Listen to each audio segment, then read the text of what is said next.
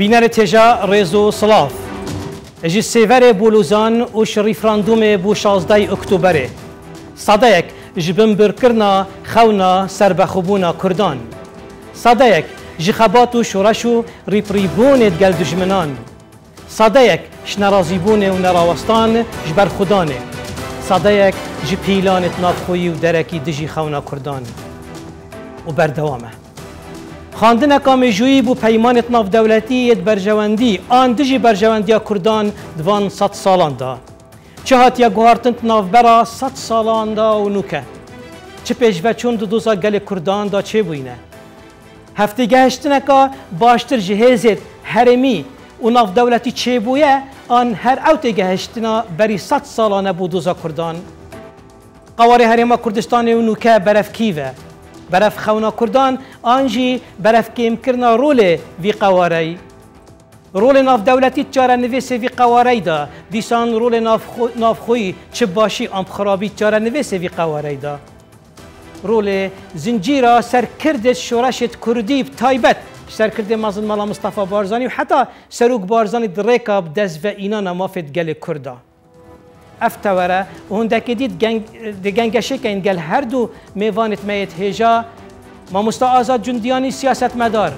دکتور محمد کاکسور شارازاد میجویا کردی و رکفتنت ناف دولتی دا بری دست ناف بابت خوب کن دوی گنگشه دا دابچین بینرت وی اینفوگرافیکی بی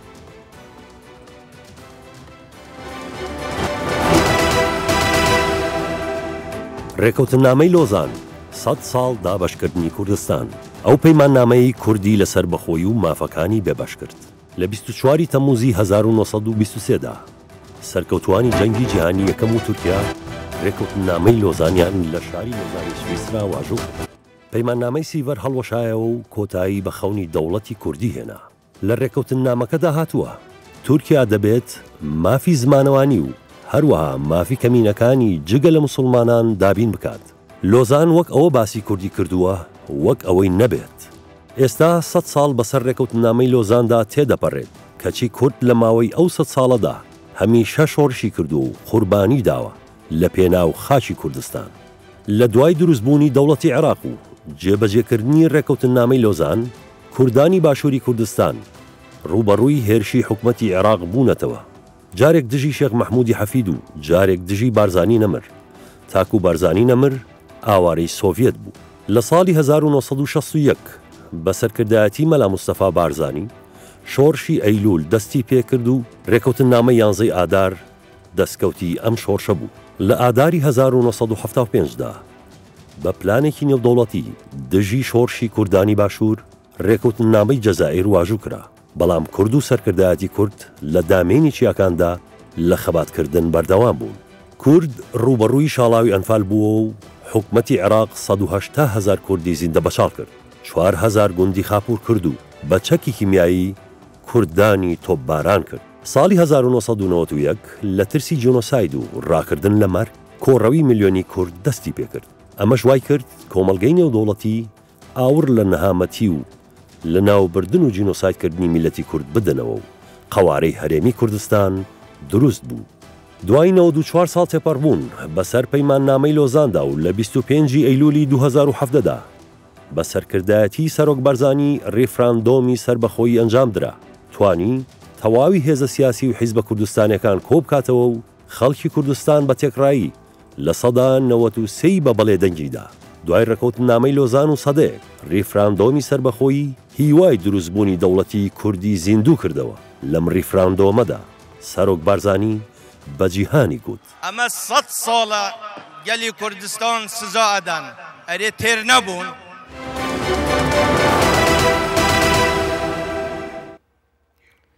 مامۆستا گەلە بخێراتن سەرچەڤا پێ خۆشحاڵم ئەڤرۆل دیوانە جەنابێ ئامادەمە ئەم زانی بەری چەند ڕۆژێکە بیرەوەریە 100 ساڵیە هەفپەیمانە لوزان بوو بەرنامەیە vêcarêjî me terxan kir bû vî babetî ku hindek tewerêt ku cihê qazancê bin behez bikein. Berî em çîne Diktor Mihemedî ku bû me xandineka mêjûyî bû wan هف پیمانت ناف دولتی او در حق کردا ده هاتی نکرند وان سالا دا بما بحث بکت بسیارا مشتدای آزا جندیانی اوه حتی روجا افروجی کرد جهنه هندك بك هاتنا اتفاقا الجل بغدا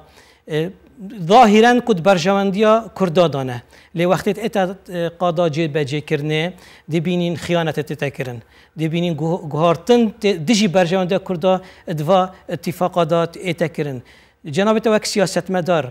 تدبيني اف دوباره كرنا و قوانا هرجار تتردان دجي كردان تبيجي اف او لوزانا بومراندنا سيفره او جيباجي كنت انا كرن بوا اتفاق القلب بغداد بومراندنا روح وان اتفاقنا زور سپاس خوشحالم لك كاك دكتور بيك ولا لو برنامج برز بجاريه كين لراستي دا من ناتوانم با وكو يكشتي راست خو لا سيفرو لوزانا اكيد جدابونه كيف كو زمانانه گۆڕانیان بەسەردا هاتووە چونکە لەما بینی ئەو دوو پەیمان نامەیە هەتا ئەگەینەوە ڕیفراندۆم ڕووداوی زۆر گەورەتر هەبوو بۆ نمونە جەنگی جیهانی دووەم کە لە جەنگی جیهانی یەکەمدا بە پێ ڕێکەوتنەکان بە پێ ڕێکەوتنی لە پرۆژەی ساکس پیکۆ جێبەجێکرا بۆ سیڤەر و کە سیڤەر وەزارم هیچی لێ نەکەتە بواری جێبەجێکردنەوە هی لۆزان بە خێرایی کەوتە جێبەجێکردن لەو ناوەدا کۆمەڵێک دەوڵەتی تازە لە پاشماوەی جوگرافیا و یا سنووری ئیمپراتۆریەتی عوسمانی کۆمەڵێک دەوڵەتی تازە سەریان هەڵدا و دروست بوون ئەلبەتە ئەوە بە تایبەتی بە بڕیاری سەرکەوتوەکانی جەنگی جیهانی یەکەم بوو لە دوای جەنگی جیهانی دووەمیشدا دیسان کۆمەڵێک دەوڵەت توشتی لەو بابەتانەی بس لو مامۆستا لەو هەموو گۆڕانکاریە تو بڵێ شتێک نەبیت لە قازانجی کورد ڕوو بدات ئەزانی چی لە قازانجی کورد ئەمە زۆر جار هەندێک شتێ لە خۆمان زۆر گەورەتر تەماشایەکەن بۆ نمونە حتا لە سیڤردا لە ڕاستیدا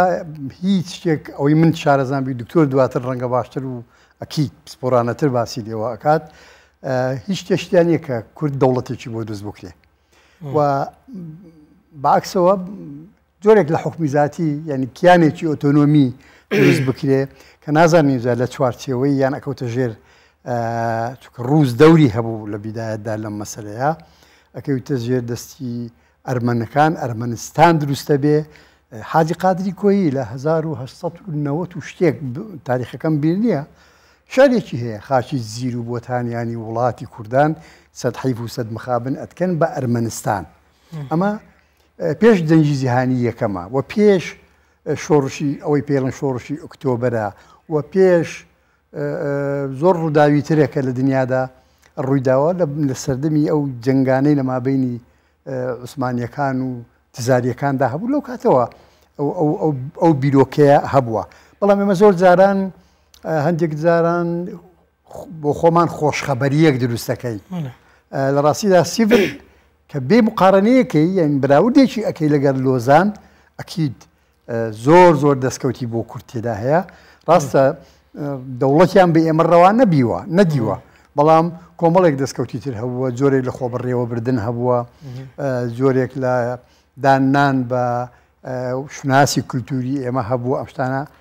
هەبووە ریفراندومیش تێدا نەبوو ینی کە باسیاوە بکرێت کە کورد پاش ماوەیەک کورد بەخۆی ینی ئەمە وەزان دوای لۆزان ئەمە هاتە پێشەوە زنەیەکی کۆمەڵی گەلان دروستکرا هات جۆرێک لە ئیسیفتایکی یاری من ناتوانم ئێستا ناوی لێ بنێم ڕفراندۆم من ناتوانم ڕەنگە شارەزایانی ئەو وارە باشتر باسەریەوەکەن چونکە ئەمە ئالیەتێکی یان میکانزمێکی سیر بوو بۆ ڕیفراندۆمە لە هاتن لە هەر شوێنێکدا چەند کەسێکی کەسایەتی ئاینی و کۆمەڵایەتی وانەیان بینی نەک هەموو کورد بەشداری تێدا بکە دوای ئەوە بوو کە قەراردا بڕیارێک دراکە لەو شوێنانەی ئەوە بەنسبەت کوردستانی باشوور دەڵێم لەو شوێنانەی کورد زۆرینەیە ئەبێ بەرپرسە ئیداریەکان کورد بن و ئەبێ ئەگەر کوردیش نەبن ئەبێ کوردی بزانن جاواب بۆ ناوچە تورکمانیەکانی ژەروە بۆ ناوچەکانی تریش بەو شێوەیە بوو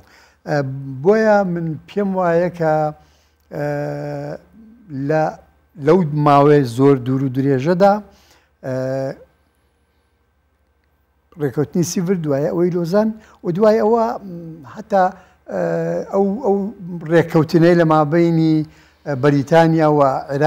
عێراقی پاشایەتی کرا بۆ کۆتایی هێنان بە ئینتیدا بوو و بە حساب بوون بە ڕێگەدان بەوەی کە ئەو مەملەکەتی عێراق سەر بەخۆ بێ و بێتە ئەندام لە کۆمەڵی گەلان ئەمانەش هەمووی پێکەوە لە ڕاستیدا هیچیان بۆ شتێکی ئۆتۆیان بۆ کورد تێدا نەبوو سیڤر ئەو شتانەی تیا بوو بەڵام لۆزان ئەمە وازێنا لۆزانیش لە ئەسڵدا بەڕاستی لە قازانجی تورکیا بوو شتێکمان نەبین نەچێ ئەتا تورک پێش ئەوەی ڕێککەوتی لۆزان بکرێ ئەوان پەرلەمانێکیان دروست کرد لە ئەنقەرە تەبەن ناوەندی دەسەڵاتی گواستەوە بۆ ئەنقەرە پەرلەمانێکیان دروست کرد لەو پەرلەمانەدا هەموو ئەو تورکانەی ئەوەی دەوڵەتی عوسمانی ئیمزایان کردی بوو لەسەر سیڤر هەمویان جنسیان لێسەردا یعنی حەقی مافی هاوڵاتی بوونی تورکیایان لێسەندرایەوە با بچینە خواندنێکی مێژووی دکتۆر ئەگەر تو خواندنێکا مێژووی بوو وان هەفپەیمانێت دەولی ئەوێت دەرحەقی کوردە هاتیینەکردن وان 100 ساڵەدا بۆمە بێژی خۆی ئەگەر ئێمە بە شێوەیەکی زانستی نەک عاتفی تەمەشای بابەتەکە بکەین ناتوانین بڵێن ئەو پەیمان نامانە دژی کووردە پەیمان نامەکان گەورەتر بوونە لە کورد ئەو پەیمان نامانە نێودەوڵەتی بوونە بۆیە سەرەتاکەی کورد لەبەرەوەی هێزی نەبووە خۆی کە تو دەڵی پەیمان نامە ڕێککەوتن نامە دەبی لە نێوان دەوڵەتان بی کورد دەوڵەت نەبووە کە دەوڵەت نەبی پەیمان نامە لەگەڵ هێزێک ناکرێت کە دەوڵەت نییە ینی هەموو پەیمان نامە و ڕێککەوتن نامەیەک لەگەڵ دەوڵەت دەکرێت بۆ نمونە سایکس بیکۆ سیڤەر لۆزان ئەوانە لە نێوان دەوڵەتان ئەنجام درایە کورد لەو کاتدا دەوڵەت نەبووە هێزێکی وای نەبووە حیسابی بۆ بکرێن ئەگەر بگەڕێنەوە سەرەتاکەی دەتوانین بڵین لە سایکس بیکۆ دەست پێ دەکا 1916 ئەوەش پەیوەندی بە چ هەیە پەیوەندی بە زاراوەکەیە کە پێی دەوترێت مەسەلەی ڕۆژهەڵاتی ئەلمەسەلە شەرقیە پێدەگوترێن مەبەستە مەسەلەی ڕۆژهەڵاتی دەوڵەتە ئەوروپیەکان ماوەیەکی زۆر بوو ململانیان هەبوو لەگە دەوڵەتی عوسمانی شەڕ و ئاشتیان هەبوو رووسیا چەند جارێک لەوە نزیک بووە دەوڵەتی عوسمانی لەناو ببە بەڵام بەریتانیا بەرگری دەکرد لە دەوڵەتی عوسمانی نەیدەهێشت ڕووسەکان دەوڵەتی عوسمانی لەناو ببەن پێش شەڕی یەکەمی جیهانی لە سەدەی 19 و پێشتر بۆ بەریتانیا نەیدەویست دەوڵەتی عوسمانی لەسەر دەستی رووسیا لەناو بچی چونکە لەو حاڵەتەدا زۆربەی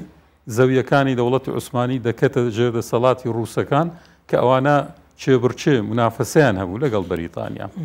بۆیە بەریتانیا تا دەستپێکردنی شەڕی یەکەمی جیهانی بەرگری لە دەوڵەتی عوسمانی دەکرد بەڵام کاتێک لە شەڕی یەکەمی جیهانی لە 1940ەوە دەوڵەتی عوسمانی دەستە پاڵ ئەڵمانیا دژی بەریتانیا و فەڕەنسا و ئەو وڵاتانە ئیتر بەریتانیا و فەڕەنسا بڕیار دەدەن دەوڵەتی عوسمانی کۆتایی پێبێ بۆیە لە ساڵی 1916 سایکس بیکۆ بریتیە لە بڕیاردان لەوەی کە دەوڵەتی عوسمانی کۆتایی هات ئەو ناوچە ناتورکانەی کە لە ژێر دەسەڵاتی دەوڵەتی عوسمانینا چیان بەسەردابێت چۆن دابش بکرێن بکەتە بەندەستی چێ سایکس بیکۆ بریتی بوو لە دابشکردنی ناوچە ناتورکیەکانی دەوڵەتی عوسمانی بەڵام لێرەدا خاڵێکی زۆر گرنگەیە هێشتا دەوڵەتی عوسمانی مابوو بەهێزیش بوو بۆیە ئەوە دەتوانین بڵین پرۆڤەی یەکەمی دابشکردنی ئەو ناوچانە بوو بەڵام دواتر کە شەڕی یەکەمی جیهانی کۆتایی دێ دەوڵەتی عوسمانی تەسلیم دەبی بە هەموو شتێکی هاوپەیمانەکان ڕازی دەبی چونکە توانای بەرگری نامینێ لە 1920 هەموارێک تعدیلێک دەکرێت لە پەیماننامەی سایکس بیکۆ بە ناوی سێڤەر بە تەواوی دەوڵەتی عوسمانی هەموو شتێکی لەدەستدا ئەوەی سوودمەند بوو لە سێڤەر دەتوانین بڵێن ئەرمەنەکان یۆنانیەکان وڵاتە ئەوروپیەکان کوردیش کۆمەڵێک ئەگەردانرا بوو لە سەرەتا بڕیاردرا بوو ناوچەیەکی حکمی زاتی بۆ کوردەکان دابنرێ ئەگەر کوردەکانیە گرتوو بوون لە ناو خۆیاندا ئەگەر کۆمەلگای نێودەوڵەتی ڕێگایدا لە ئایندەدا کۆمەڵێک ئەگەردانرا بوو و هەروە باس لە ئیستیفتا ئەچیش کرا بوو ئەگەر لە ئیستیفتاەکە داوای دەوڵەتیان کرد لە ئایندەدا دەوڵەتیان بۆ دروست بکرێن یعنی بە کۆمەڵێک ئەگەر باس لەو لە سەرەتادا با بڵێن حکمی زاتی دواتر دەوڵەت بەڵام بەسترابەوە بە بارودۆخە نێودەوڵەتیەکە ئەو هێزەی لەسەر ئەرز هەیە. بەڵام ئەگە ئەمە تەمەشا بکەین لەو کاتدا لە ڕاستیدا کوردیە گرتو نەبوو، هێزێکی وای نەبوو. یعنی ئەمە لە 1920 تەمەشا بکەین دەبینین لە کوردستانی ئێران کە ئەو لە ژێر دەسەڵاتی دەوڵەتی عوسمانی نەبوو، سمکۆ دەسەڵاتی هەبوو، ئەوە لە دەرەوەی پەیماننامەی سیڤەر و سایکس بیکۆش بوو. لە کوردستانی عراق شێخ مەحموود هەبوو، زیاتر دەسەڵاتدار بوو. شێخ مەحموودیش پەیوەندی لەگە دەوڵەتی عوسمانی و تورکەکان زۆر باش بوو. لە هەموو قۆناغەکاندا هیچ گرفتی نە لەگە دەوڵەتی عوسمانی نە لەگەڵ تورکیادا نەبوو. لە تورکیاشدا لە ڕاستیدا ئەو بنەماڵی شەمزینیەکان و بەدرخانیەکان دەوڵەتی عوسمانی کەمێک وابزانم کەمێک نیمچە یعنی سەربەخۆبوونێکی ینی زیاتر پێیاندا بوو لە کاتی حکمی عوسمانیەکان سەربەخۆیی نەبوو. بەڵام ئەوان یعنی دەسەڵاتێکی هەبوو لە ناو شارەکە بەڵام بەبێ ناونیشان. یعنی ئەوان بۆیان هەبوو زەریبەیان کۆ دەکردەوە وەکو حکوومەت وەکو بنەماڵە با بڵێن، بەڵام وەکو ناونیشانێکی حکومداری نەبوو شێخ مەحموود. بەڵام پەیوەندی لە هەموو سەردەمەکان و پەیوەندی بنەماڵەکەشی چ لەگە دەوڵەتی عوسمانی و چ لەگەڵ تورکیا لە هەموو سەردەم. تەنانەت یەک لە خاڵەکانی کە پەیوەندی ئینگلیز لەگەڵ شێخ مەحموودی تێک دەچین ئەوەیە ئینگلیزەکان داوای لێ دەکەن ئەو پەیوەندی ببڕێ، بەڵام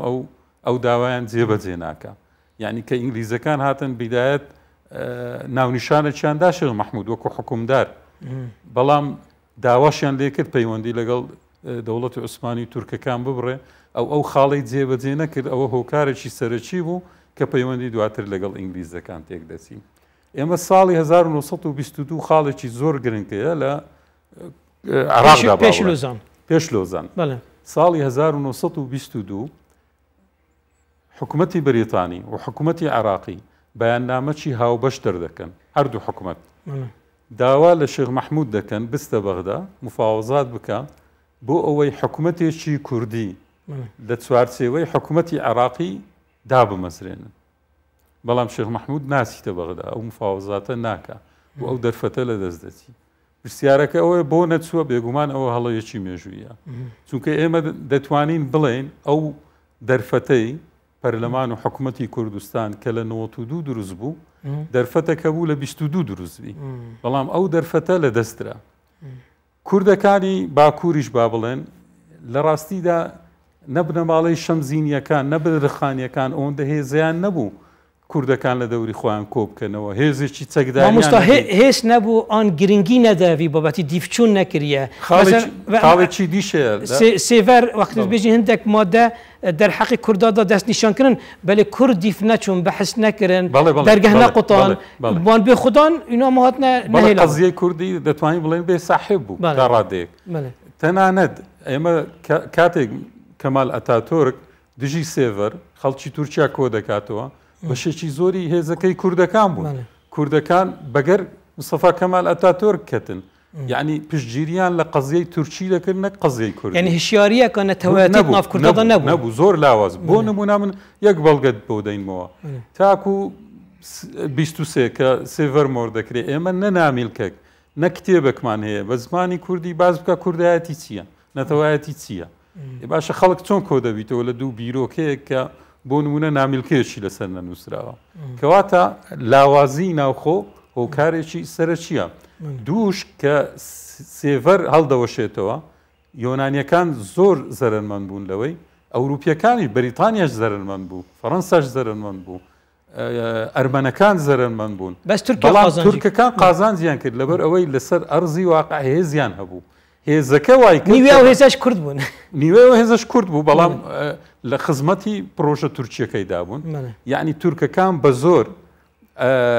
زەرەریان لە ئەرمەنەکان و فەڕەنسیەکان و هەتا ئیتاڵیەکان و بەریتانیەکاندا ئەو هێزەی لە ئەرزی واقع هەیان هەبوو ئەو واقعی دروست کرد. دەنا بەریتانیا و فەڕەنساش بە ناچاری لۆزانیان مۆر کرد، زۆر حەزیان نەدەکرد. بەڵام لێرە خاڵێکیشەیە مستەفا ئەتاتۆرک زۆر زیرەکانە ئیشی لەسەر ئەوەی کرد، گوتی ئەگەر ئێوە ئیتفاقمان لەگەڵ نەکەن بە وڵاتە ڕۆژئاوایەکانی گوتی ئەمە لە یەکێتی سۆڤێت نزیک دەبووینەوە، بۆیە ترسیان لەوە هەبوو یەکێتی سۆڤێت ئەگەر لەگەڵ تورکیا هاوپەیمانیەک مۆر بکات دژی دەوڵەتەکانی ڕۆژئاوا و بە قازان جیوان نەدەبوو. یعنی ئەو بۆرکردنی لۆزان بۆ ئەوە بوو گرنتیەک بوو کە تورکیا لە معسکەری ڕۆژئاوایی نێزیکبی لە وڵاتە ڕۆژئاواییەکان واتە تورکەکان زۆر بەزیرەکانە مامەڵیان لەگەڵ بابەتەکە کرد بەڵام کوردەکان لە ڕاستیدا بە زیرەکانە مامەڵیان نەکرد. بەڵێ مامۆستا ئازاد دیف خواندنا دکتوری بوو وان هەفپەیمانێت ناودەوڵەتی وسا دیار کرد و ئەف هەفپەیمانە نەدژی کووردا بوونە. یعنی بەلێ کورد دیارەت لاواز بووینە ئان کورد غایی بووینە ئان کورد بێ خوددان بووینە. خۆی خاڵێکی زۆر گرنگەیە نوێنەری تورکیا عەسمەت ئەنۆنیە بوو کە کووردە دواتر بۆ سەر و کۆماری تورکیاش. یعنی کورد بەشدار بوو لە لۆزاندا لە مفاوەزاتی لۆزان بەڵام لە مەسلحەتی تورک نەک لە مەسلحەتی مامۆستا ئازاد بوچ یعنی کورد هوسات لاواز بن بوچی هوسا دیفچونێ نەکەن بوچی هوسا خۆ ینی بێ خوددان بن یعنی زانیتی کاک ئەحمەد ئێستا دوو ئاراسە هەیە لە خوێندنەوەی ئەو ڕووداوانی ئەو کاتی کە کورد بۆ وای لێ هات خوێندنەوەیەک هەیە من نازانم بەریتانیا چەند پشتی پێ بەسەیان چەند کاری بۆ ئەکا بە شێوازی زیازی ئەوەیە کە بەریتانیا وەکو ئەڵێ تەبریە بێ لەوەی کە هیچ تۆمەتێکی بکەوێتە سەر سەبارەت بە مەسەلەی کورد بۆ چوونی تر هەیە ینی بۆ چوون هەیە ئەو ناکۆکی و دژایەتیە لەگەڵ کورد ئەجێڕنەوە بۆ سەلاحەدینی ئەیوبی ئەو ئاراسی هەیە ئاراسەیەکی کە شێوە تایبەتی ئێستا زۆر سەری هەڵداوە بەس کاتی سەلاحەدین ئەیوبی مەسەلە نەتەوەتی نەبوو ینی نا مەسەلە ئەو نییە کە کورد بۆ وای کردووە ئەو ناوەکەم بیر نییە ئەفسەرە فەڕەنسیەکە کە ئەچێتە سەر گۆڕی سەلاحەدینی ئەیوبی ئەو شتێکی بڵاو کراوەیە هەیە من ئێستا پێما بێ پێڵێ ئەڵێ ئەوە هاتینەوە بە سەلاحەدین ئەڵێ ئەوە هاتینەوە ئەڵێم ئەوە ئیتیجاهێکە ئەو ڕێیەکە بوو خوێندنەوەیەکە ینی دوو خوێندنەوەیەک ئەڵێ حتا لەو چەند ڕۆژانە برادێک شتێکی نووسی و ئەڵێ کورد لەعنەتی خۆی بەرکەوتووە لە لۆزان ینی هیچ مەسئولیەتێک ناخاتە سەر شەکانی ئەوانی تر جا ئەوانەی پێچەوانەی ئەو ڕێیە بیرەکەنەوە کە من یەکێکم لەوان پێم وایە مەسئولیت لە سەرشانی بەریتانیایە بە هەموو هەڵەکانی شێخ مەحموود شێخ مەحموود لە جوغرافیەکی بچووکدا بوو شێخ مەحموود نەگەیشت بۆ هەڵەبجا یعنی ئایا بەریتانیا بەو هەموو عەزەمەتەی خۆی پێشووتر ئەو هەموو خەڵکەی ناردووە لێرە بەناو عەشائیری کوردی لە هەموو کوردستانی گەورەدا گەڕاون دەسیان کردووە لێکۆڵینەوەیان کردووە ئەوانەی ڕۆژهەڵات ناسەکانی خۆیان ئەوانەی گروپە تەفشیریەکانیان تەفشیریە دینیەکانیان ئەمانە هەموو ئێریان ناسی ینی بەدیریەکیان نەبوو بۆ شێخ مەحموود چۆن نەبوو ئەگەر مەبەستیان بووایە مۆزوعەکە ئەوەیە ئەمە هاوارەکەمان و گریانەکەمان بۆ ئەوەیە شێخ مەحموود نەبوو بە هیچ یان هیچیان نەدا بە کورد بۆیە ئێستا ئەو ئاراستەیە هەیە کە ینی تەبریەکردنی بەریتانیا و فەڕەنسا بە تایبەتی بەریتانیا چکە دوایە بۆ ئینتیدابی ئێرە بەدەست ئەو بوو من پێم وایە کە ئەم حاضر نەبووە ڕاستە وەکو پێویست حاضر نەبووە بەڵام بریتانیا ئەگەر بێبار بکەین ژگونەها ئەوە پسەرێ کوردهاتی بوچی طیارەت بریتانیا چۆن منطقە دەڤەرە بارزان و باران کرد وەختی شێشی کوردان ڕابووین قوربان پێشی بارزان یەکەمین جار تیارەی بە ئەمریکی بەریتانی لە سلێمانیاندا یەکەم فەوجی کە بۆ عێراقیان دروست کرد بە ناوی ئیمامی ئەعزەم شەڕی بەردە قارەمان و شەڕی باوڕێن لە سلێمانی لە دژی کورد شەڕی کرد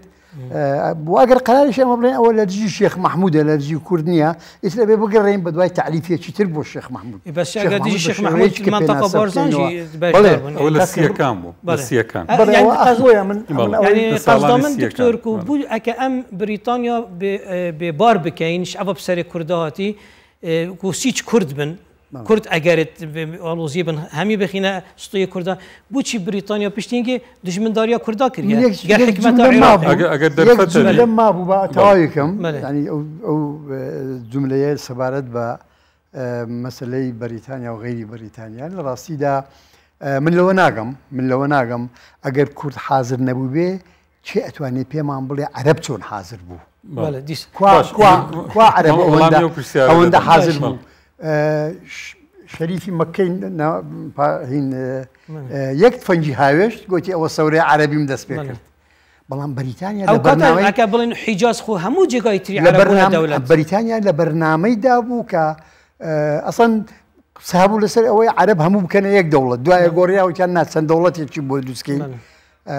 يعني لراستيدا من لا ينجري ونيم تبري أي بريطانيا وكين ما مستا دكتور اگر بحث گوشی تاریخی زور انا وقت جي خدايا اري عرب پیشکفتی تربون تگهشی تربون عاقل تربونش کردا خدان تربون يعني بسيارة جي خدا من سر بريطانيا بيم وای همو کاتک او کاتو استش هەڵوێستی نێودەوڵەتی ڕنگدانەوەی هەڵوێستی ناوخۆشە یعنی ئێستاش داوا لە کوردەکە نیەگرتوبی تاکو ئەوان یارمەتی کورد بدەن و دەشبینین بۆ تعریف آخر یارمەتی دڕەنگە یارمەتی مرۆیی بی کاکە یارمەتی سیاسی سەرباز ئێستاش خۆمە دەزانین یارمەتی بە پاشا ئەمانکا بە پاشا ئەوجاگا بەس دەوڵەت یەک بینە سەر خاڵەکان ئەگەر بڵین لەو کات عەرەب جیاوازی لەگەڵ کورد بوو ساڵی 1915 لە کاتی شەڕی یەکەمی جیهانی ئێمە دەزانین شەڕی یەکەمی جیهانی 1940 بەرپا بوو ساڵێک دواتر شەریف حوسێن کە شەریفی مەککە بوو لە بنەماڵەی پێغەمبەر درودی خوای لێبێ شۆڕشێکی ڕاگەیان دژی دەوڵەتی عوسمانی ئینگلیزەکان بەڵێنی ئەویان پێدا دەوڵەتی بۆ دروست بکەن یعنی لایەنە ئاینیەکە نەبووە ڕێگر شۆڕشی ڕاگەیان دژی عوسمانیەکان و چووە بوو هاوپەیمانی فعلەن بە خۆی شۆڕشەکەی ڕاگەیان کوڕەکانی فەیسەڵ سەرکردە یەک لە هێزەکان بوو عەبدوڵڵا سەرکردەی هێزێکی دی بوو یعنی هەر یەک لە کوڕەکانی کردە سەرکردەی هێزێک دواتر پاش شەڕی یەکەمی جیهانی ئینگلیزەکان ناڵێن 100% بەڵێنەکەیان بەڵام کوڕەشیان کردە مەلیکی عێراق پێشتریش ئەمیری سووریا بوو کوڕەکەی تریان کردە میری ئوردن بەڵام کورتی کرد لە کاتی شەڕی یەکەمی جیهانی یعنی ئەمن زۆر ڕێزم هەیە بۆ شێخ مەحموود ئەوە کەمکردنیۆن لە خەباتیوی کەسێکی دڵسۆز بووە ئازا بووە پاڵەوان بووە بەڵام دەبینین ئەو لە شەڕی شعێبە 1915 شعێبە بوو ببورن 1916 شۆڕشەی شەریف حوسێنی بوو یعنی ساڵێک پێشتر شێخ مەحموود لە شەڕی شعێبە هەزاران کوردەبە لە باشووری عێراق لە شعێبە دژی ئینگلیزەکان شەڕ دەکات بۆیە کوردەکان ئەتوو نابی چاوەڕێ بکەی کە ئەتوو لە کاتی شەڕی یەکەمی جیهانی شەڕت کردێ دژی ئینگلیز پاش شەڕەکە پاداش بکرێەوە لە کاتێکدا مەسەڵەن عەرەبەکان ئەوان لێکدانەوەیکی دەتوانین بڵێن سیاسیانەتر دیبلۆماسیانەتر دووربینتر بوونە لە ئەگەر بەخدەینە بێ نقطە کو نەئەهلیەتە کوردە بەرامبەر عەرەب و آخر عەرەبە عێراقی بەحسی عێراقی بکەین عێراق هەرچی نەبوو حتى سەرۆکە بوش دەرەوەی عێراقینا بەڵام ئەو سەرۆکە چێ بوو کوڕی شەریف حوسێن بوو ئەو هاوپەیمانی ئینگلیزەکان بوو لە کاتی شەڕی یەکەمی جیهانی بە شەڕ لەگەڵ ئینگلیزەکان شەڕی دەکرد دژی عوسمانیەکان باسی ئەوەمان کرد کە احتیمالە حتا شەڕی دووەمی جیهانی ئەگەر هەندێک پاس بدەین بۆ نمونە جووەکان هێزێکیان دروست کردبوو لە پاڵ هاوپەیمانەکان شەڕیان دەکرد دژی نازیەکان بۆیە ئیسرائیل لە 1940 دروست دەکرێت بەڵام بۆ نمونە تۆ توێژینەوەیەکی دکتۆر کەمال مەزهەری هەیە ڕۆڵی کورد لە بزوتنەوەی مایس ئەوە لە گۆڤارێک بڵاو بوویتەوە وەکو کتێبیش دەڵێ لەوانەیە یەک مەلای کوردستان هەبی فتوای نەدابی کە کورد پشتگیری لە بزوتنەوەی مایس بکە بزوتنەوەی مایس پشتگیریکردن بوو لە نازیەکان ئێکەواتە ئەو کاتیش کورد لێکدانەوەکی لە شەڕی دووەمیش لێکدانەوەکی ڕاستی نەبووە بۆ ڕووداوەکان مەهابات سێڕی ئەوش قسەی لەسەر دەکەین بەڵام بابە تەسەسولی مامۆستا ئازاد یعنی وەکی دکتۆری ئیشارەت پێدای وەختێ لوزان ئانسایکزبیک و هشیاریەکە نەتەوایەتیە کورد نەبووە کورد پتر نزیکی دەوڵەتە عوسمانی بووە و نەڤایە یعنی دژی دەوڵەتە عوسمانی کەفتە شرد هەرچەندە شێخ عوبەیدڵڵا هەر هیندەجا شەڕێکری گەل دەوڵەتە عوسمانی یعنی بژم ئەفهەلویستا بوو نەبووی پشتەوانیاوی نەهاتیەکردن مەثەلەن هەکر مەسەلە عوسمانی بیتن بەس ئەم دێنە خاڵەکە گرنگ پشتی وان هەفپەیمانێت و کورد دابەشکرین و چ ماف نەداینە کووردا بزاوەکە نەتەوایەتی پەیدا دەبیت شۆڕەش دیف شۆڕەشت ئێن شێخ مەحموود عوسمانی پشتینگە شۆڕەشت بارزان یعنی وسا کاریگەریە خۆ هەبوو و نەقەتع بیت یا بەردام بیت حتا ئەڤروکەیەمە مەلا مستەفا بارزانی بگرە حتا نو کە ئەم گەهشتینە سەرگۆنێک و ئەم بژین ئەمتیدادەکە شۆڕەشەکە کوردیە هەفت چەرخە یعنی ئەف هەستە نەتەوایەتیەکە بژین نەبوو بیت بەری هینگل دەست پێکە هەفپەیمانیا لوزان هەستەکە نەتەوەی هات ئەوێ بو اگر کو شورش چبن کرد قربانی بدن ریکا داخازا مافت خدا و قربانی دان بو ما 100 سالا یا بردام بو اوی قربانی دانه تشتک بهات بڵێ من هەسەندا من ناموێت بە بیبلۆگرافیا ڕووداوە مێژوویەکان باس بکەم جەنابی دکتۆر ئەکید لە من وردەکارانەتر و باورتر بەتوانێت باسی بکە بەڵام لە ڕاستیدا لە دوای لۆزانەوە کورد لە تێکۆشانی خۆی نەوەستاوە تێکۆشانی کورد لە دوای لۆزانەوە یعنی دژایەتیکردنی لۆزان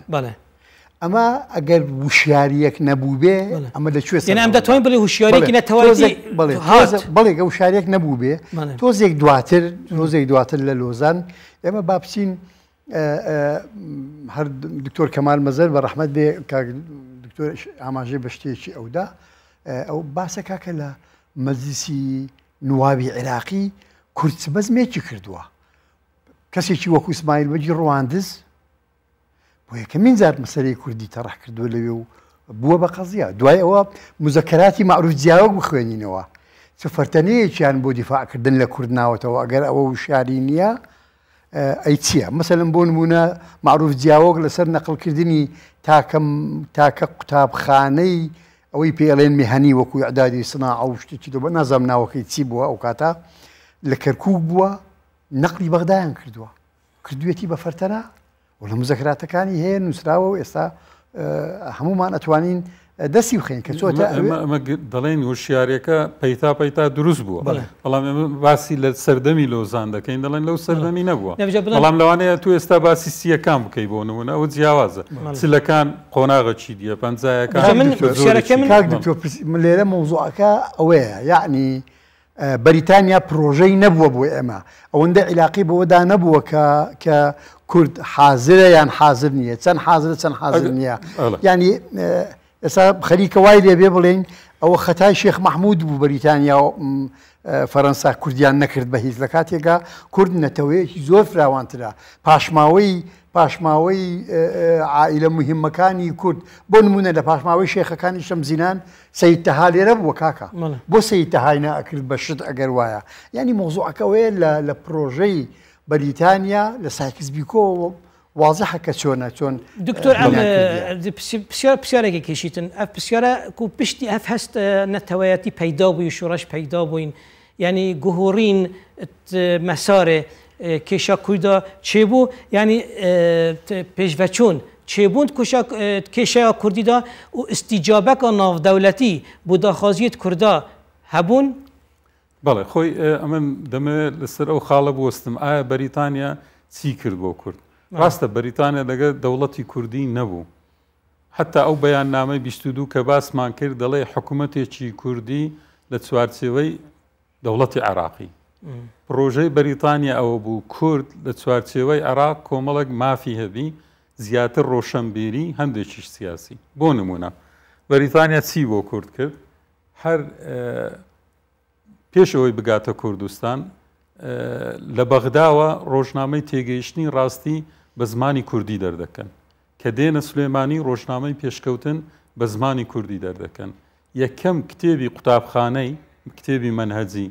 بە زمانی کوردی دەرکرا لەو سەردەمەی کە ئینگلیزەکان لە سلێمانی فەرمانڕەواییان هەبوو دواتر کە دەوڵەتی عێراقی دروست دەبی ئەوان زامنی بەشێک لە مافە سەقافیەکانی کورد بوون بۆ نمونە بگورە ئەوانیان خوێندن عوسبەی ئومەم ئەوان دەسەڵاتدار بوون لە عوسبەی ئومەم ئەوان بڕیاری خۆیان بەسەر عوسبەی ئومەمدا دەستەپاند ئەوە دیارە ئینگلیزەکان دەسەڵاتدار بۆ نمونە خوێندن بە زمانی کوردی لە بیستەکانەوە هەر لەگەڵ دروستبوونی دەوڵەتی عێراقی کتێبی قوتابخانەیی بە زمانی کوردی لە عێراقدا هەبوو ئەوە نە لە کوردستانی ئێران و نە لە تورکیا و نە لە پارچەکانی دی هەبوو لە دادگاییکردندا کورد مافی هەبوو بە زمانی خۆی قسە بکە بۆ نمونە ئەگەر عەرەبی نەزانی دەوڵەت ناچار بوو ڕاستە دکتۆر بەس یەکەم وەسیقا کە بە شێوەیەکی فەرمی دەوڵەتی عێراقی دانی بە مافی کوردانە یاسای زمانە ناوخۆیەکان بوو قانون اللغات المحلية لە سەرەتای سیەکان دەرچوو ئەوە وەکو مەرجێک بوو ئینگلیزەکان دانیان بوو بۆ دەوڵەتی عێراقی تاکو عێراق بستە عوسبەت الئومەم کۆمەڵی گەلان سەر بەخۆیی خۆی پێ بدرێ مەنداتی ئینتیدابی لەسەر هەڵبژێرێ یعنی ئینگلیزەکان لە چوارچێوەی دەوڵەتی عێراقی بەشێک لە مافیان بۆ کورد و دەوڵەتی عێراقیان ناچار کردو بۆ مافا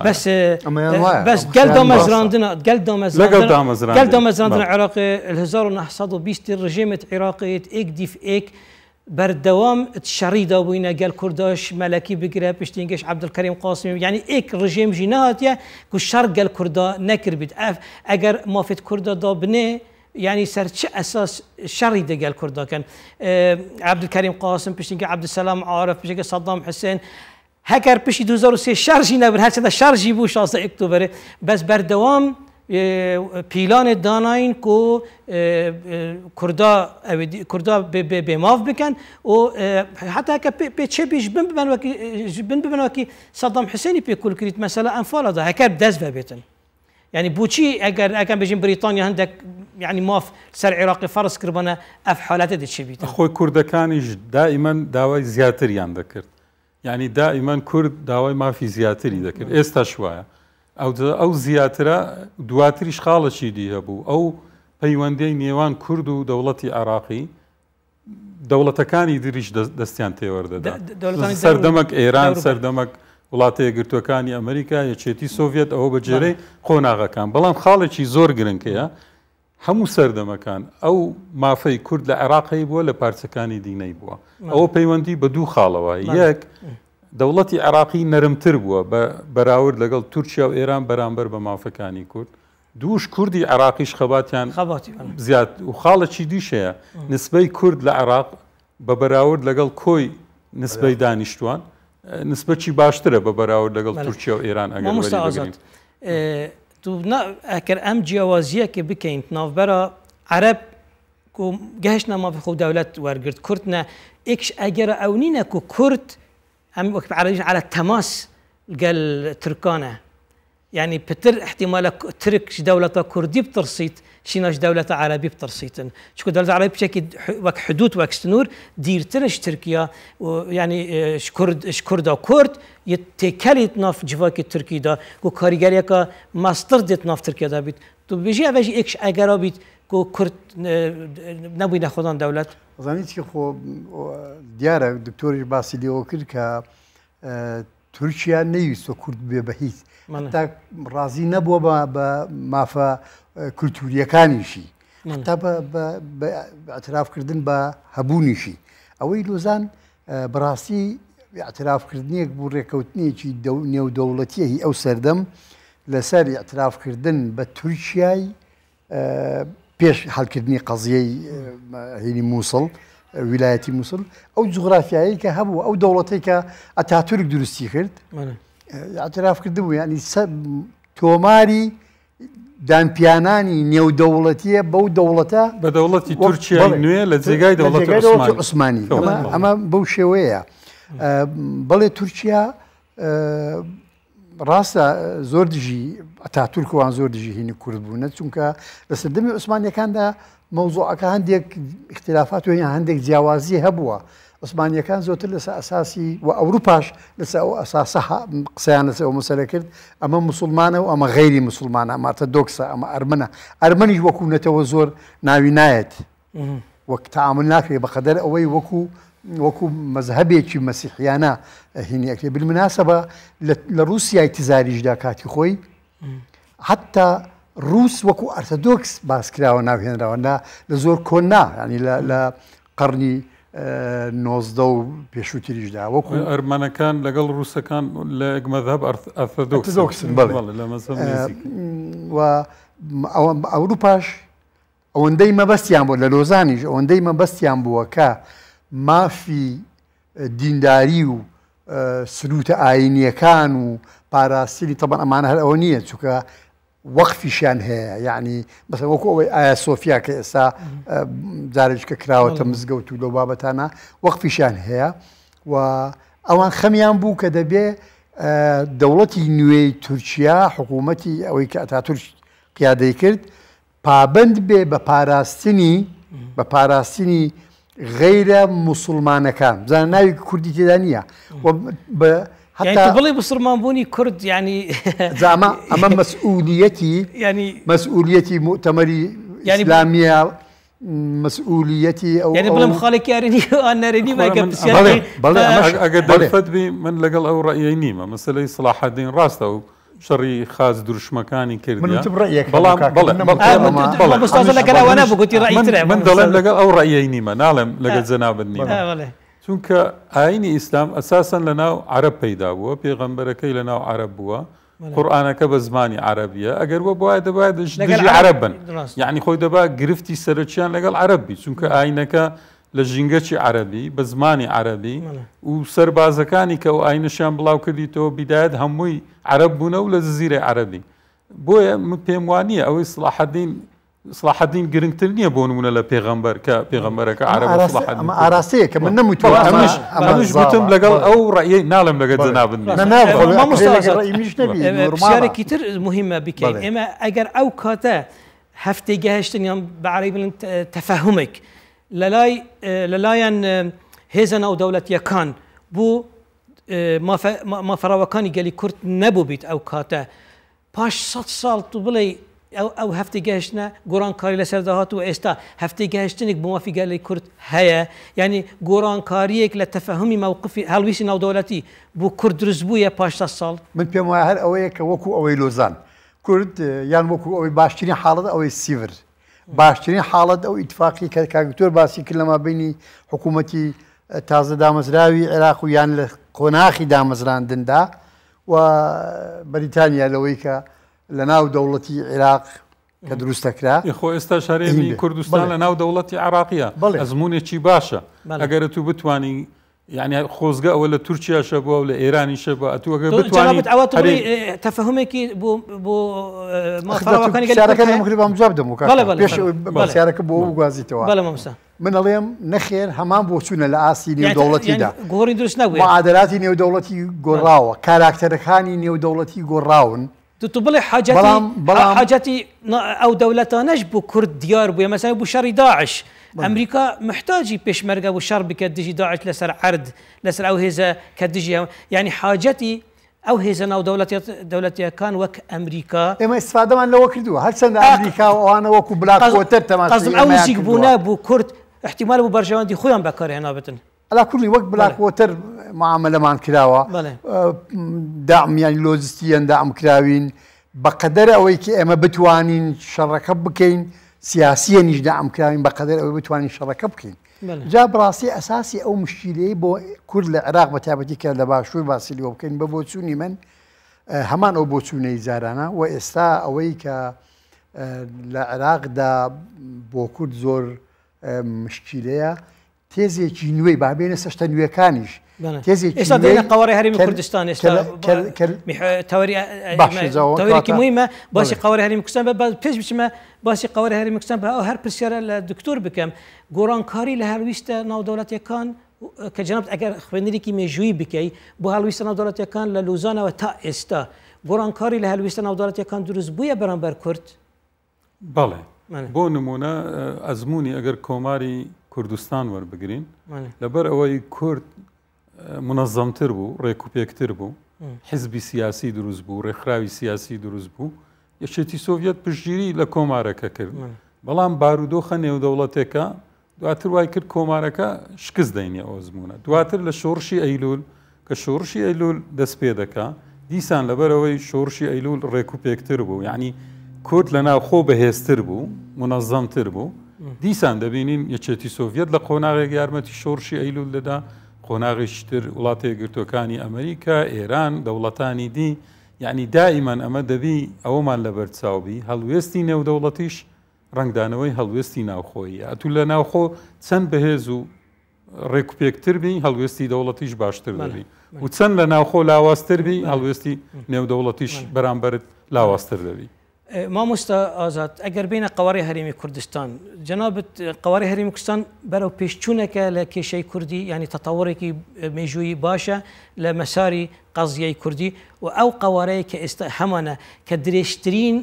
عمری بردیە ئەگەر مقارنە بکەین لە قەوەرەکانی تر ئەگەر هەبوو بن لەو 100 ساڵەی کوردی ئەمەوە بزانم 32 ساڵ عمری درێژترین عمرە کە بردی ماوە لەسەر قاچی خۆ ینی بەردەوامە ئەم قەوارەت و بڵێ نزیک بوونەکە بەرەو یا هنگاوی که برای سربخوبون یعنیش هنگاو دین بو تقلیص کردنی بو نهیلانی صلاحیات و دەستکەوتەکانی ئەو قوارش لە ڕاستیدا لە ئاخری ئۆخرەکەی هاتیە سەر مەسەلە هەرە میهمەکە کە ئەوە زۆر میهمە چونکە ئەوەی مێژوو ڕووداوە مێژوویەکان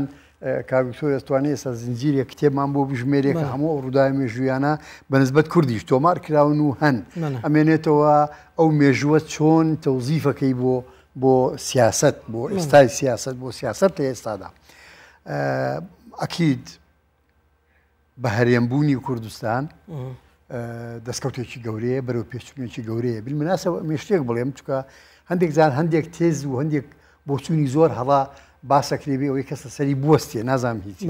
مەسەڵەن ئەڵێن هەمیشە کورد لە شەڕ بردوویەتیەوە لەسەر مێزی مفاوەزات دۆڕاندوێتی با ئێمە لە شۆڕشی ئەیلولەوە دەست پێ بکەین یەک مفاوەزاتمان نەکردووە کورد یەک مفاوەزاتی نەکردووە کە شتێک دەستکەوتی نەبوو بێ لە پێشووتر ئیتر بە یاسای ئەوەی ئیدارەی مەحەلی پێڵێن قانونی محافەزات ئەوەی پێڵێن لامەرکەزیات سەردەمی تاهیری حیا و ئەو یعنی وە هەتا دێیتەوە ڕێکەوتنی ئازار لەسەر ئۆتۆنۆمی لەسەر ئۆتۆنۆمی بالمناسبە ئەوەی هەرێم لەسەر ئەساسی ئەو ئۆتۆنۆمیە هەتا تۆ سنوورەکەی کە ینی ئەو بڕیارە مەجلس ئەم دەولی شەشەوە بزانم ئەوەی کە منطقەیەکی ئامن بۆ ئێمە دروست کرد هەر بۆ ئێمە نەبوو بۆ جنوبی عێراقیشی دروست کرد دەڵێن ئەویش لەسەر ئەساسی حدودی 11 ئازار بۆ هەموو کوردستانیش نەبوو سلێمانی داخلی ئەو زۆنە نەبوو ینی لە دەرەوەی قانونەکە هاوپەیمانان و ئەمریکا و بەریتانیا و ئەوانە ئەو هەرێمەی کوردستان هەرێمێک کوسە کە ئێستا بە قواری هەرێمی کوردستان دەزانین ئەوە لەسەر ئەساسی حدودی 11 بەیان 11 ئازار اتفاقی 11 ئازار دروست وەڵاهی من بە دقیقی لە ڕووی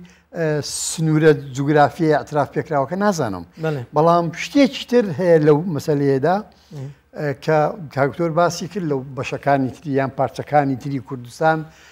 وەکو عێراق وەزعەکەی کورد لێرە زۆر زەمان باشترە هەتا لە ڕووی هەندێک تەسمیاتەوە ئەنی تەسمیات ئەگەر تەنیا وەکو شکل تەماشای نەکەین وەکو قوڵایی فەلسەفی وەکو چەمکێکی فکری وەکو چەمکێکی سیاسی تەماشای بکەین بۆ نمونە سەردەمێک ئەگەر بیرتان بێ بەغدا گوت منطقة الحكم الذاتي دواتر تعدیلێک کرا نازانم لە کام یاسا لە مەجلیسی کارەسەورە یان لەو مەجلیسی نوابەی کە دەرچوو ناوەکەی گۆڕی ئەڵێ منطقة کوردستان للحكم الذاتي یعنی هەتا بەکارهێنانی وشەی کوردستان هاتە ناوی لە ڕاستیدا لە ئێستا ئەو سەردەمەی ئێستادا تێزێکی هەڵە هەیە دوای ڕفراندۆم تەبان بەڕاستی ڕفراندۆم لە ڕووی ئەخلاقیەوە و لە ڕووی وەڵامدانەوەی کۆمەڵگای کوردیەوە چونکە هەموو پارچەکانی تری کوردستان هاودەنگ بوون لەگەڵمان دەنگدەر نەبوون بەڵام هاودەنگ بوون هاوسۆز بوون هەموو بیرماندێ لە ئێران چەندی خەڵک گیرا لەسەرەوە لە تورکیا چەندی خەڵک گیرا لەسەرەوەی پشتیوانی خۆیان بۆ ڕیفراندۆمی کوردستان ببوورە دەربڕی لە ڕاستیدا ئەمە هەڵانی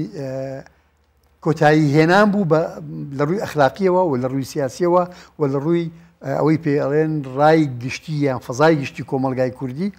کۆتایی هێنان بوو و ڕەتکردنەوەیەکی مطلق و ڕەهای اتفاقیەی با بڵێن معاهدەی لۆزان بوو کاک مەسئولی کە خۆتان پیشانتاندا ئەویش هەروە ئەڵێ 100 ساڵە واتان کرد تێر نەبوون ینی ئەوە ئێمە ئیتر لێرەوە خەتی کۆتایی لەسەر قسەی جەنابەت ینی ڕۆلی سەرکردە مێژویەکان ئەن سەرکردە شوڕەشەکانی کورد شیخ محمود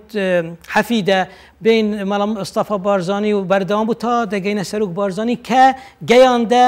ریفراندۆم کە دەربڕینێکی ئاشکرا کە سربەخۆبوونمان دەوێتن و 93% خەڵکی کوردستان دەنگ بوو ئەو سربەخۆنە دا ئەگەرمە هەڵسەنگاندنێک بۆ ئەوە بکەی بڵێ هەڵسەنگاندن من سەڕی خۆم وت ینی بەڕاستی ئەمە یعلانی لەلای کوردەوە یعلانی کۆتایی ئەتراف نەکردن بە لۆزان مەلوزان کۆتایی بوو بەڵام کۆمەلگانی نێودەوڵەتی تشمان بوو لێرەوە من ئەمەوێ لەسەر پێشەوەی دەناوی دکتۆر قسە بکە لەسەر تێزێکی ئەمریکا کە تەدمیری ئێمەی کرد لە دوای ڕیفراندۆم تەدمیری ئێمەی کرد هەچی ئێستا ڕوئەدا تەداعیاتی ئەو تێزەیە ئەویش لەسەر زمانی ماگۆرک تێزێک ڕاگەێنرا کە کوردستانیش لێرە لە وەزعی خراپدا بوو بە جۆرێک لە جۆرەکان قبول کرا ئەویش ئەوەیە بەغدایەکی بەهێز بەغدایەکی یەکگرتووی بەهێز هەرێمێکی بەهێز لە ڕاستیدا ئێمە تاریخیان دیومانە هەر وەختێک ئێمە تێکشکاوی تێکشکاوی نانی مادبوونێکی زۆری ناوێ هەر بڕۆ ڕووداوە مێژوویەکانی فەلسەفی ئەمە وای نافەلسەفی نەبوو نەخێرەوە هەڵخەڵەتاندن بوو وە ڕەنگە ئێمەش هەندێکمان هەتا لە قیاداتی کوردیش بە دوای مەخرەجێک گەڕابین دەرچوونێ گەڕابین بۆەوەی لەو وەزع خراپەی دوای ئۆکتۆبەر و خیانەتی ئۆکتۆبەر هات ینی تۆزێک ینی عەرەبوتەین لینەتە دارەکە ئەوضاع ڕەنگە پێویستیەک هەبوو بێ بەوە بەڵام ئەمە دژی ئەوەم و ئێستاش کە ئەو تێزە ئێستا بینین نەتیجەکان زۆر وازحن بەغدای بەهێز ئاوامان لێکا وەکو ئێستا لێمانەکە ئەمە علاقەیەکی ئێمە و بەغدا علاقەیەکی عەکسیە مطلقاً تەردی نییە. بەڵێ دکتۆر کاتەکەمان زۆر کورتماوە ئەگەر بۆم بە باسی هەڵویستی ناودەوڵەتی کەمە بابەتی ریفراندۆم یعنی بۆچ گۆڕانکاریەکمان نەبینی ئەگەر بگەڕینەوە پێش 100 ساڵ هەر کە ریفراندۆمان کرد هەر هەڵویستی ناودەوڵەتی دژی کورد لە عەرض الواقع دیار بوو بۆ ئێمە خۆی لەبەر ئەوەی دیسان کورد یەکگرتوو نەبوو لە پاش ریفراندۆمی و لە کاتی ریفراندۆمەکەش هەندێک بە ناچاری لەگەڵ پرۆسەکەدا بوون یعنی خۆی دەبی لە ناو نەتەوەیەکدا خیانەتێکی کوردی هەبوو ئەم گەیاندینە 16 بەڵام من ئەگەر ڕێگام بدەن من لەگەڵ ئەو ڕێی هەردووکتان نیمە داوای لێبوردنیش دەکەم من پێم وایە بە پێچەوانەکەی ڕاستە ئەگەر دەوڵەتی عێراقی لاوازبی کوردستان ژناتانی بەهێزبی و دوو نمونەشمانەیە کاتێک عێراق کیمیایی بەکاردەینی کاتێک ئەنفال دەکا و هەتا لە شەڕی داعشیش ئەو وەختەی دەوڵەتی عێراقی زۆر لاوازە کورد تووشی کارەسات دەبی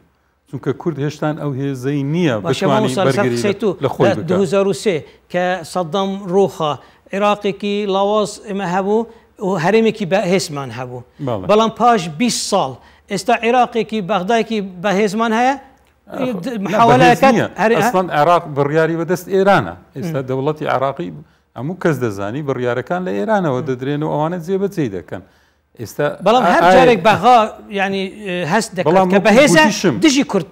کە لاوازیش دەبی کورد زیاترین زەرەری پێدەگان نمونەشمانی ناوە لەوەی شەڕی داعش لە وەختی کیمیایی لە وەختی ئەنفالەکان کە دەوڵەت بەهێز دەبی ئەتوش بەشەکی لەو دەوڵەتەی لەبەرەوە تووشی مەترسی دەبی خاڵێکی زۆر گرنگکە ئەگەر ڕێگام پێ بدەن خۆی ئێمە لە مێژووی ڕۆژهەڵاتی ناوەڕاست لە سەدەی هەفتی زاینیەوە جارێکی تریش ئەوم گوتەوە ئەوەی ڕۆڵ دەبینی جوڵێنەری مێژووە سێ فاکتەری سەرچینە لە ناوچە ئیسلامیەکان بە کوردستان و عێراقیشەوە بنەماڵە بە پلەی یەکەم دواتر عەشیرەت دواتر لە سەدەی 20م حیزب هەموو ئەو دەوڵەتانەی دروست بوونە لە مێژووی ئیسلامی بەڵێ ئەگەر ئەمەویەکان وەربگرین عەشیرەت بوونە عەباسیەکان بنەماڵە بوونە ئاقۆین لەو قەرەقۆین لەو عوسمانی و سەفەوی و قاز هەمووی عەشیرەت و بنەماڵە دروست ئەمن بەسڵدەم دەوێت کورد دەبی لە دوو یەک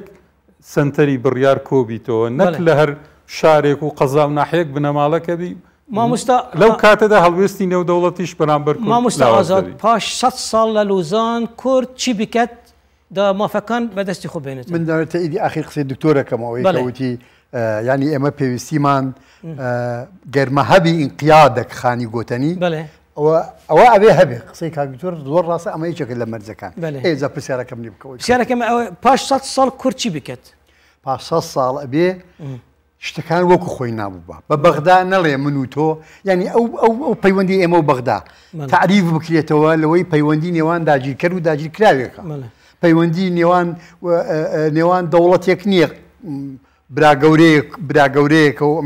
ئەمیش برامە وەکو ئەو شتیوان نییە ئەبێ ئەمە ئەوە گرتوونەوە ماڵی کوردی کاکە کاکە گیان ناوی یەکگرتووی بەس پێم بڵێ کام کۆمەلگای دنیا یەکگرتووە ئەمریکا یەکگرتووە ئێستا فەڕەنسا وێرانەبی یەکگرتووە کەس یەکگرتووە ئەی پەیوەندیان ناو دەوڵەتیەکان لەگەڵ دەوڵەتەکانی هەرێمی لەگەڵ دەوڵەتەکانی جیهانی ئەمێن لە ئەبن پێم وابێ ئێمە پێویستیمان بە جورئەتێک بوێریەکی تر هەیە لە باتی ئەوەی ئێمە مەسەن ئێستا هەمووی ئەڵێ بەغدا باشە بەغدا باشە بەغدا باشە باشە ئەنقەرە بۆ خراپە کە ئەمن احتیکاکی مباشرم لەگە ئەنقەرە نییە لە باشوور بۆ نمونەت بۆچی ئەمە من ئێمە هەموو شتێ مەسە ئێستا لۆزان وەکو ئەوە وایە لۆزان کەریێرە قسەی لەسەرەکرێ وەکو ئەوایە کە ئەمە بەس تورکیایە کاکە لۆزان خۆ بەس تورکیا تەرەف نەبووە تورکیا بە تاقیتێنە تەرەفێک بووە شوێنی تر تەرەف بووینێتەوە قیان کردی ناهی تریش کەوتە ئیتالیا نازانم کوێ و هەتا ئۆزام کۆسۆڤۆ مۆسۆڤۆ ئەوانەشی تێدا بوون شوێن ئێمە سپاس دەکەین